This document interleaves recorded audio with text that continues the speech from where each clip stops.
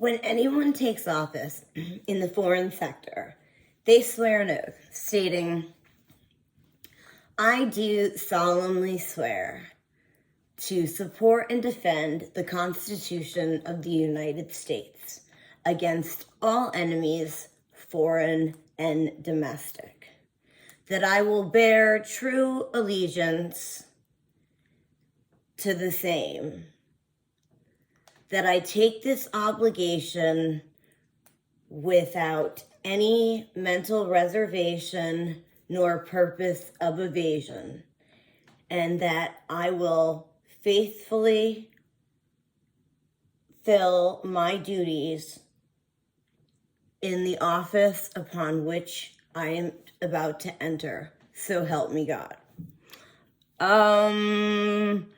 Yeah, so I did that like sans prompter, unlike you, Grandpa Joe.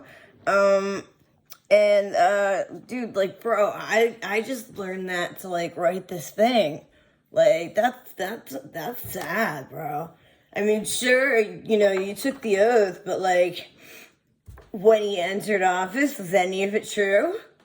I mean, moreover, watching him try to get through that was like watching a 6-month-old play with Hooked on Phonics, and it definitely did not work for me.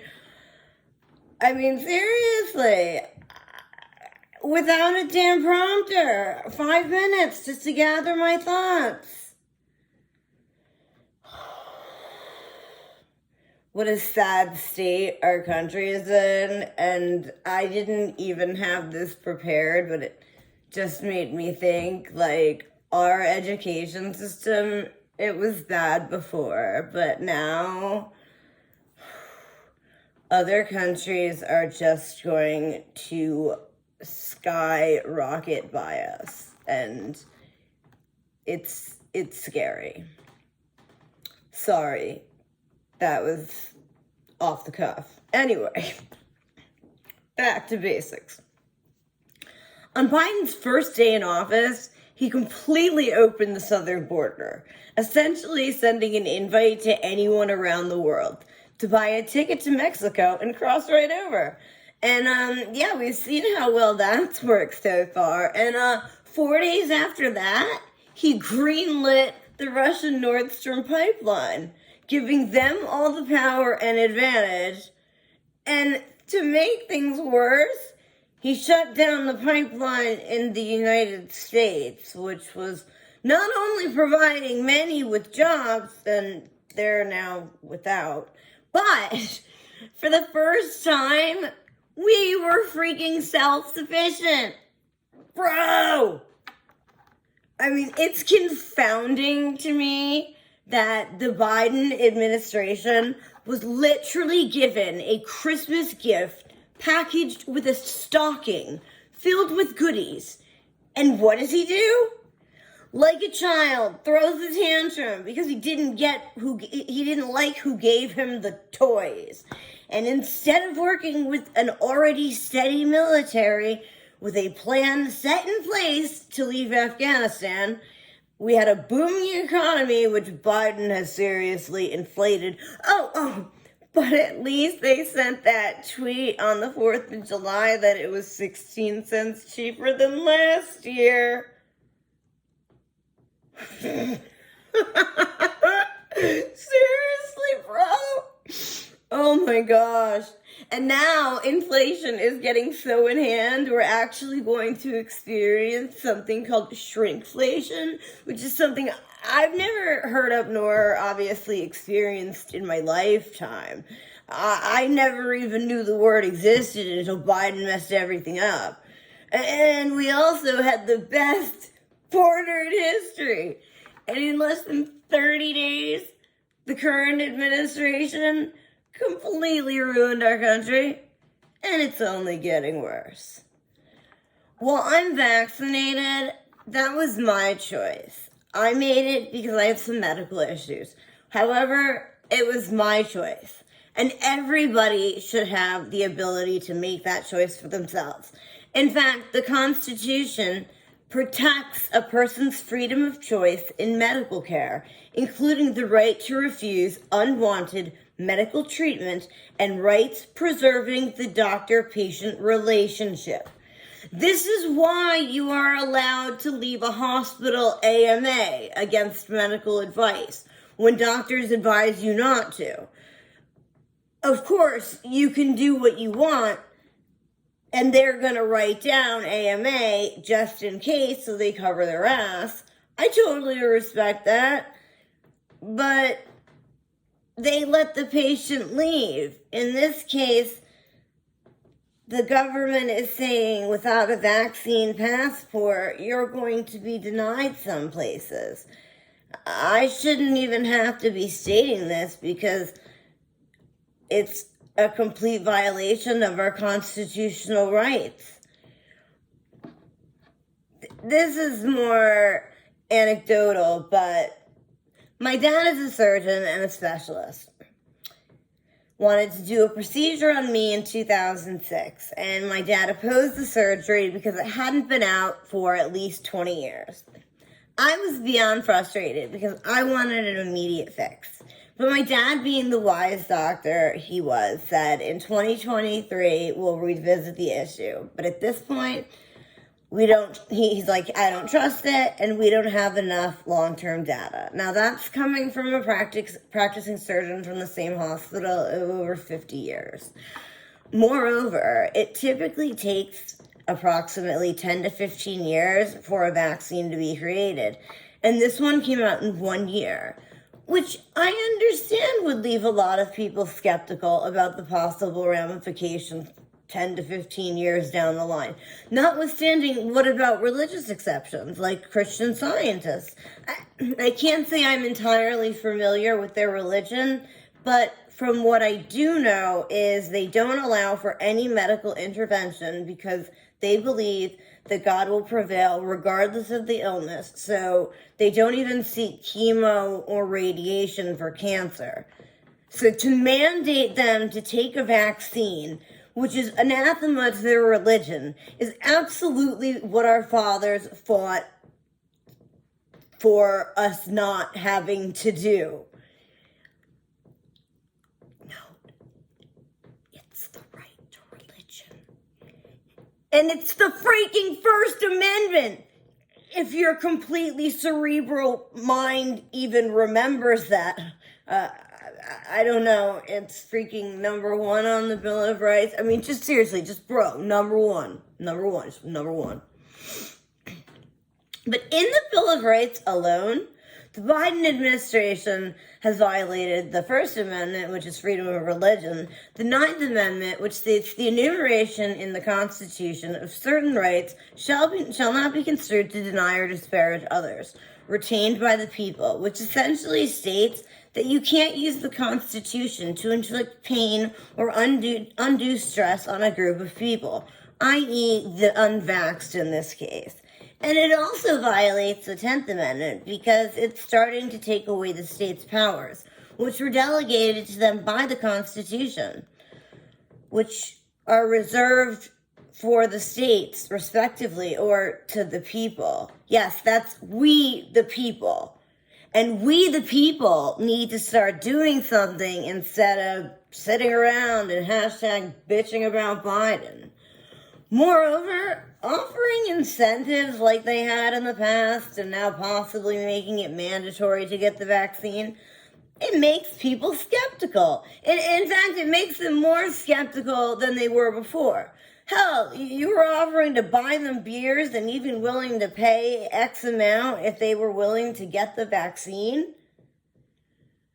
Even myself, a student of science, questioned what in the ever-loving hell is going on when you are paying people to take a vaccine. I mean, come on, man. But I tell you what, if you have a problem, you better figure it out. Because if you're for me, if you're not for me, if you're for Trump, you ain't black. Seriously, did he just tell a POC he isn't black unless he votes for him? So that's Biden dictating race now too? That's a scary thought. History repeats itself if we don't pay attention. But before Biden said it was unconstitutional to force a vaccine mandate, but now his dictatorship is doing the exact opposite of what he said by mandating them. Jesus, can you pick a stance? And moreover, can you keep the federal oath which you swore on the King James Bible? I mean, it's not really hard. You didn't have to agree to a bunch of stuff, and it's nothing I wouldn't take an oath for and keep because, unlike you, I love this country. And you're turning us from the biggest superpower into a fourth world country. Unvaccinated, but I believe it's a choice. It's a choice, bad or good, but we all should get to make it. You're not God, Biden, and we still have free will. And then you've got Don Lemon coming out with the idea that we need to start shaming the unvaxxed. And if I'm not mistaken, I believe he discussed that with the recently allegedly accused sex offender Chris Cuomo, which was absolutely perfect timing given the recent fiasco with his brother losing his governorship for the same reason. Oh my gosh, it's like twins from like a completely comical Roman tragedy or comedy. I'm not quite sure, but it's definitely one for the forum or the agora, if you know what I'm saying. Classics in the house. Yeah, I was a classics nerd. Excuse that. Extant epics, Latin, Greek, my thing. Definitely where I parked my car. But we'll get back to this. And, please explain to me why Americans need to be tested upon re-entrance to the country, but migrants don't need to be. I don't understand that. In fact, I would think we would be more concerned about people coming from other countries not knowing what they could be possibly bringing over. Moreover, Mayorkas keeps changing the numbers. So now it's at least 12,000 of the 17,000 Haitian migrants that have been admitted. And that number is only expected to rise as he doesn't know the numbers, and they've all invited more people to come because Biden put out the welcome mat. Oh, and since when does the freaking cartel run the United States border? We are the freaking United States, and we've supplicated to the freaking Taliban and now the damn Mexican cartel. This is a disaster of epic proportions, and we're just watching our country ruin. Seriously, just ruining by the day. The cartels are bringing in so many drugs, specifically fentanyl, which is killing our people. And these are the people running the border. So when they want their product to cross, they distract the agents, probably with something like a kid, and then mission accomplished. Agents distracted, product crosses. And if that wasn't bad enough, the Haitian migrants are bringing over more diseases than COVID, like smallpox, TB, hepatitis, and measles. Some of these are things that had been eradicated years ago, but now you're bringing them back. What in the ever-loving hell are you thinking? And again, these rhetorical questions make me say they usually cut me off. I mean, just look at us. Who seems to be in shape? Who is able to move around? Who is able to, this idea of, slow Joe. I shouldn't laugh about it because Donald Trump, just look at us both, watch us both, and determine whether or not you think I'm misleading anyone. Not you is that even a word? Personally, but the public.